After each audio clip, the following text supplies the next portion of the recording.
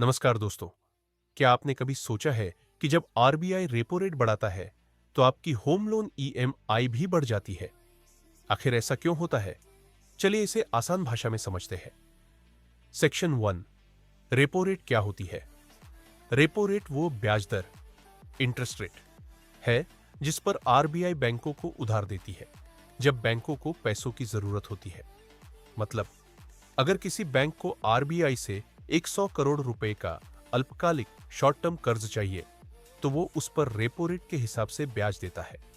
अब बैंक ये पैसा जनता को, यानी हमें, होम लोन, कार लोन या पर्सनल लोन के रूप में आगे उधार देता है और उस पर अपना एक निश्चित प्रतिशत मार्जिन जोड़ता है।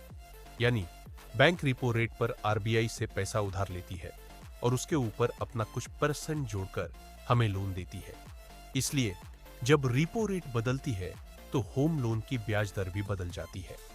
सेक्शन 2, रेपो रेट बढ़ने या घटने का असर। जब आरबीआई रेपो रेट बढ़ाती है तो बैंक के लिए आरबीआई से उधार लेना महंगा हो जाता है। इसका सीधा असर आप पर पड़ता है। बैंक आपके लोन की ब्याज दर बढ़ा देते हैं। रेपो रेट बढ़े, ईएमआई बढ़े, रेपो रेट घटे, ईएमआई घटे।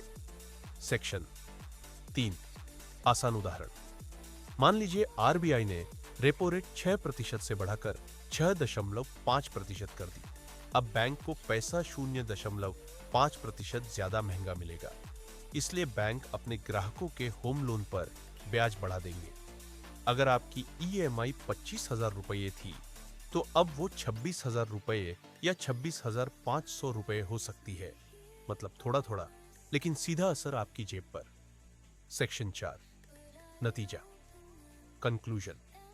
तो दोस्तों, रेपो रेट बढ़ने का मतलब है लोन महंगा और ईएमआई ज्यादा, और रेपो रेट घटने का मतलब है लोन सस्ता और ईएमआई में राहत।